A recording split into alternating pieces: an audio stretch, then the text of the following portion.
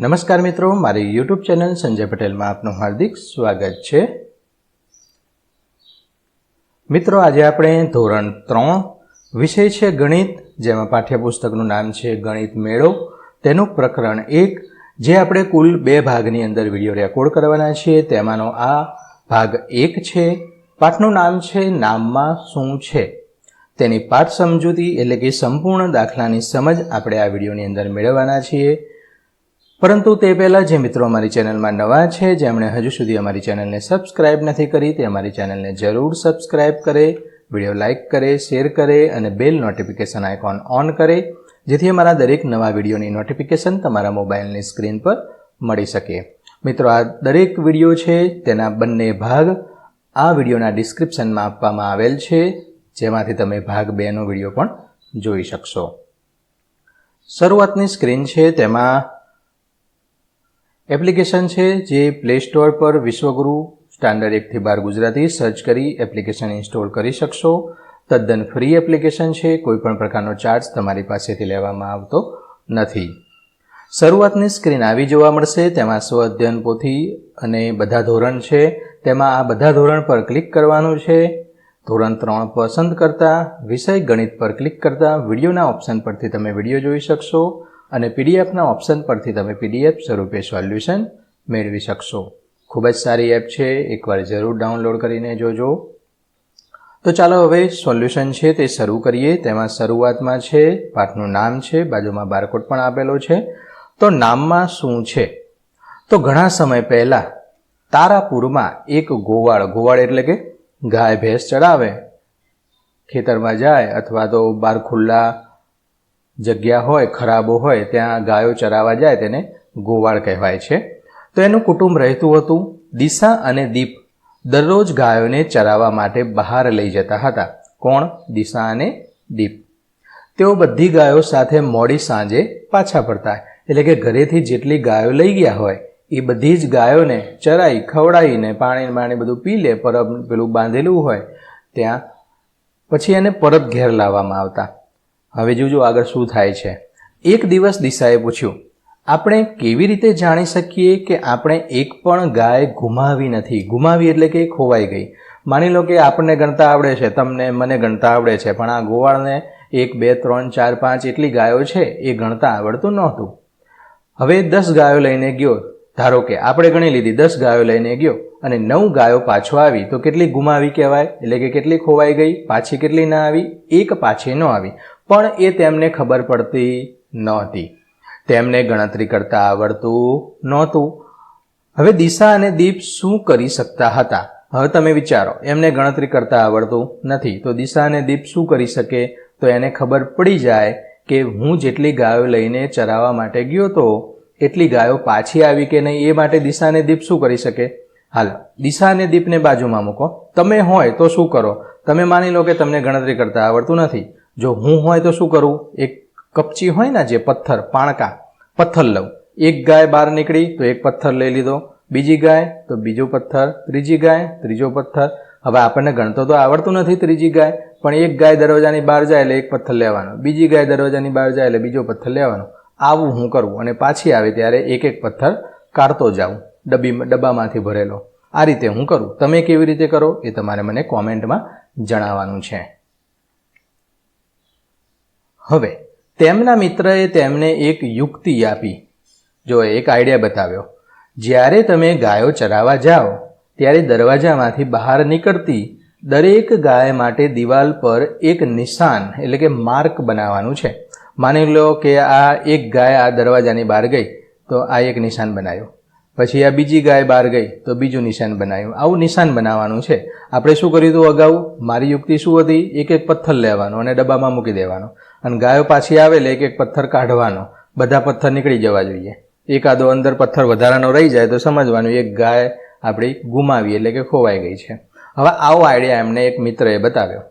તો જ્યારે તમે પાછા આવો ત્યારે કોઈ ગાય દરવાજામાં ફરી પ્રવેશ કરે ત્યારે દિવાલ પરથી એક નિશાન દૂર કરો। હવે તમને સમજાવું કે આપણો આ ગેટ છે, ઓકે, બધું ક્લિયર કરી દઉં। આપણો આ ગેટ છે, ગેટમાંથી એક ગાય બહાર નીકળી તો મેં એક લીટો કર્યો, પછી બીજી ગાય બહાર નીકળી, બીજો લીટો કર્યો, ત્રીજી ગાય બહાર નીકળી, ત્રીજો લીટો કર્યો. હવે બ્લુ કલર લઈ લઉં છું. હવે એક ગાય છે એ પાછી આપણે ચરાવીને દરવાજામાં પાછી આવી તો એક લીટો કેન્સલ કરી દેવાનો. બીજી ગાય પાછી આવી, બીજો કેન્સલ કરી દેવાનો. ત્રીજી ગાય પાછી આવી તો ત્રીજો કેન્સલ કરી દેવાનો. આનો મતલબ 3 ગાય બહાર ગઈ હતી એ 3 ગાય પાછી આપણા ડેલામાં આવી ગઈ છે. બધા લીટા ચેકાઈ ગયા છે. જો એકાદું લીટું વધ્યું હોય તો સમજવાનું એક ગાય પાછી આવી નથી. આવો આઈડિયા એમણે એમના મિત્રએ બતાવ્યો છે. તો બીજે દિવસે તેઓએ તેમના મિત્રની યુક્તિ પ્રમાણે કર્યું અને ઘરે પાછા ફર્યા ત્યારે બધા નિશાનોને દૂર કર્યા.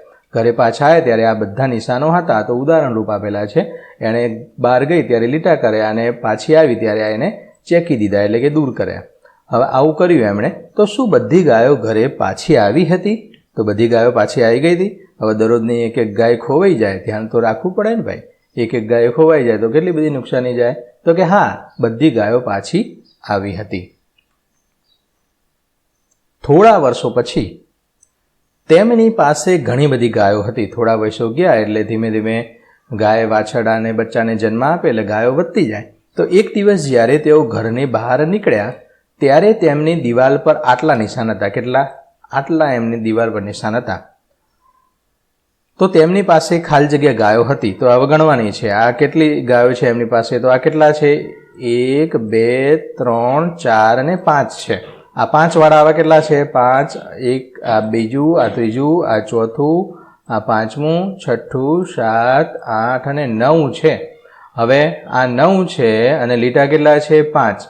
તો 9નો ઘડિયો 5 સુધી બોલો તો કેટલા થાય? 9 પંચા 45. તો અહીંયા થશે આપણા કુલ 45 છે લીટા અને આ 2 ઉપરના વધારાના 45 ને 2 47. 47 થવા જોઈએ ને?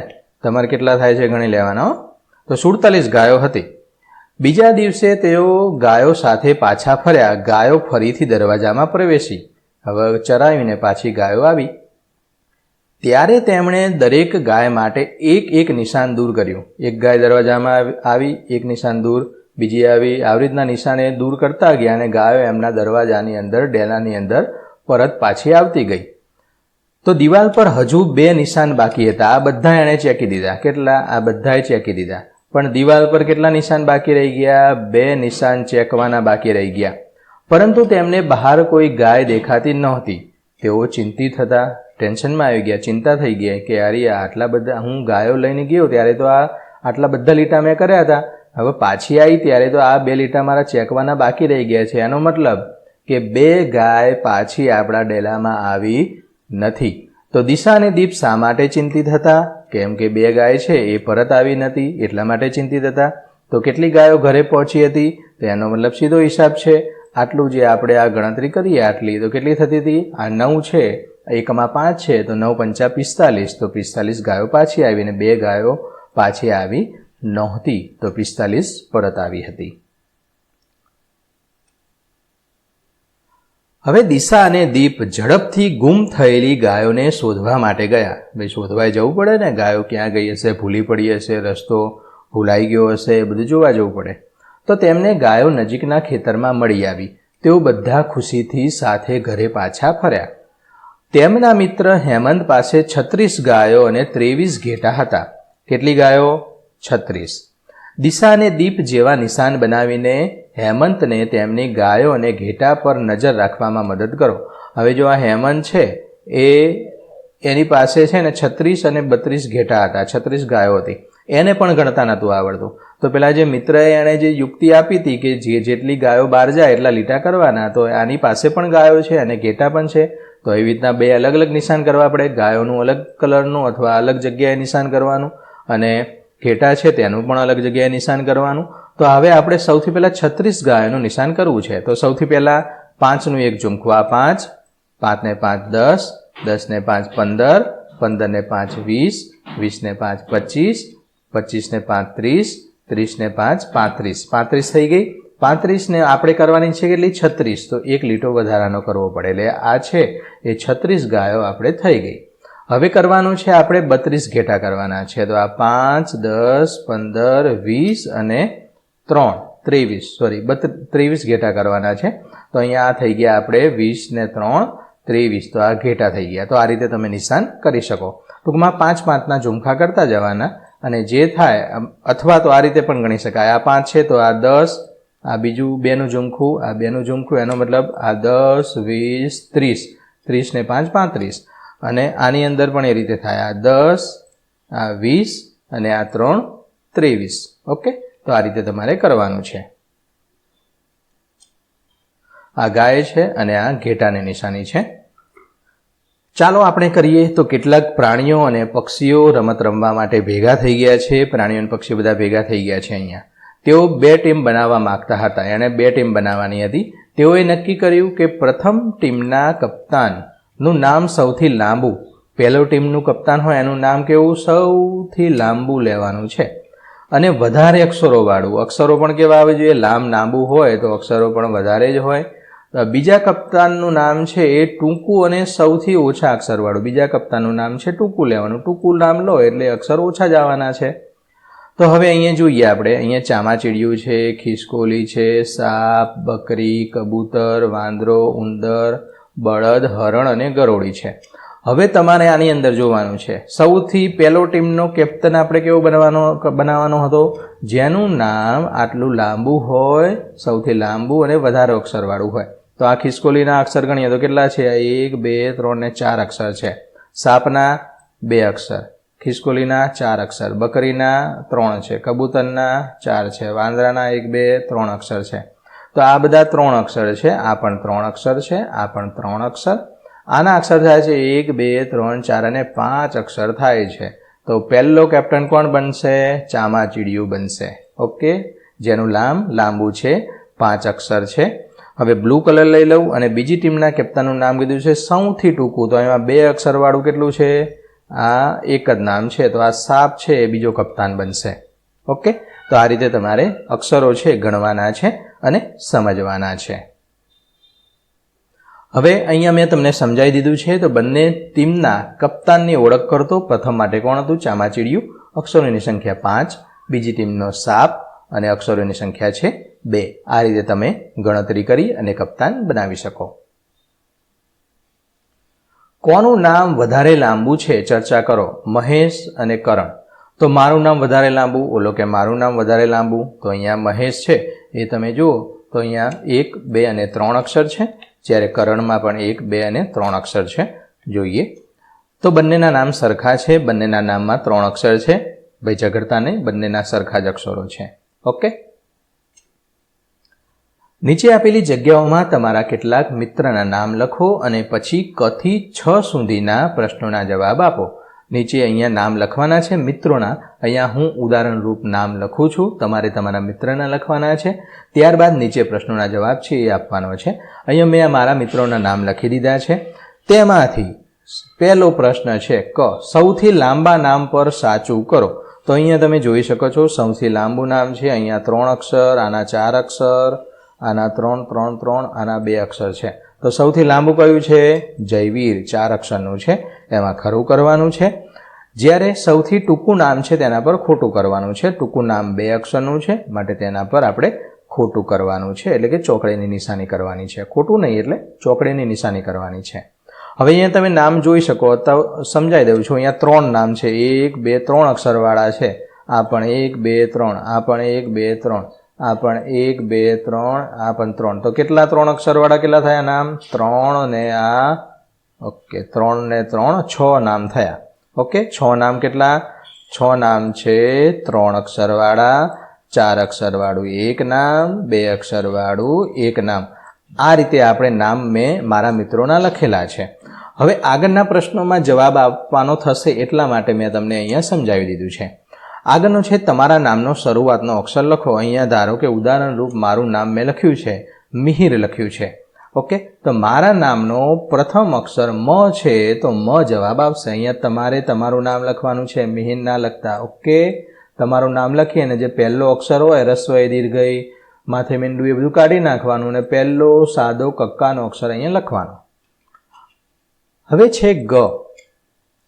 તમારા નામ જેવો જ શરૂઆતનો અક્ષર ધરાવતા બધા જ નામની ગણતરી કરો. તો અહીંયા તમારા નામનો જ શરૂઆતનો અક્ષર મ આવતો હોય એવા આપણા જે અગાઉના નામ લખ્યા હતા આપણે મારા મિત્રોના નામ, એમાં મ વાળા કેટલા છે, તો 2 નામ છે, મિહિર અને બીજું એક નામ હતું તે. હવે ઘ છે શરૂઆતના કયા અક્ષરનો સૌથી વધુ ઉપયોગ થયો છે તેનાથી શરૂ થતા નામોની ગણતરી કરો. શરૂઆતના કયા અક્ષરનો સૌથી વધુ ઉપયોગ થયો છે એ ગણવાના છે. તો મ અક્ષરનો શરૂઆતનો છે તે વધારે નામવાળો છે, જેની અંદર 3 નામ આવે છે મ વાળા. એમાં પછી અક્ષરની ગણતરી કરવાની જરૂર નથી. સૌથી વધુ ઉપયોગ થયો હોય તે મ વાળા સૌથી વધુ કેટલા નામ છે અથવા સૌથી વધુ નામ કયા અક્ષરના અને કેટલા છે તે ગણવાના છે. લાંબા અક્ષર નથી કીધા અહીંયા. શરૂઆતનો અક્ષર જોવાનો, એવા કેટલા નામ છે, વધારે નામ હોય એનું નામ અહીંયા તમારે લખવાનું છે, એ અક્ષર લખવાનો છે. અંતિમ અક્ષર સમાન હોય તેવા નામની ગણતરી કરો. છેલ્લો અક્ષર સરખો હોય તેવા 3 નામ છે. કયા કયા? તો અંતિમ અક્ષર એટલે કે આ છેલ્લો, અહીંયા પણ ર છે, આ પણ ર છે, આ પણ ર છે. એવું જરૂરી નથી 4 અક્ષર હોય 3 અક્ષર હોય. આપણે તો છેલ્લો અક્ષર છે એ ર હોવો જોઈએ. ર વાળા કેટલા? તો 3 નામ છે, સૌથી વધુ છે તે સમાન અક્ષરવાળા. એવા અક્ષરો લખો કે કોઈ પણ નામનો શરૂઆતનો પ્રારંભિક અક્ષર ન હોય, અક્ષર ન હોય. એવા કયા છે? ક, ખ, ગ, ઘ, એવું ઘણું બધું થાય. એવા ઘણા બધા નામ છે. તો મિત્રો, આશા રાખું કે આ વિડીયો છે જેનો ભાગ 1 આપણે અહીંયા પૂર્ણ કરીએ છીએ, જે તમને સારી રીતે સમજાઈ ગયું હશે. ભાગ 2ના વિડીયોની લિંક આ વિડીયોના ડિસ્ક્રિપ્શનમાં છે, તેમાંથી તમે જોઈ શકશો. આ ઉપરાંત PDF સ્વરૂપે સોલ્યુશન મેળવવા માટે તમારા મોબાઈલના પ્લે સ્ટોરમાં વિશ્વગુરુ એપ ઇન્સ્ટોલ કરો. તદ્દન ફ્રી છે, કોઈપણ પ્રકારનો ચાર્જ લેવામાં આવતો નથી. ફરી મળીશું ભાગ 2ના વિડીયોમાં. ત્યાં સુધી આવજો. વિડીયો અંત સુધી જોવા બદલ આપનો ખૂબ ખૂબ આભાર. ધન્યવાદ.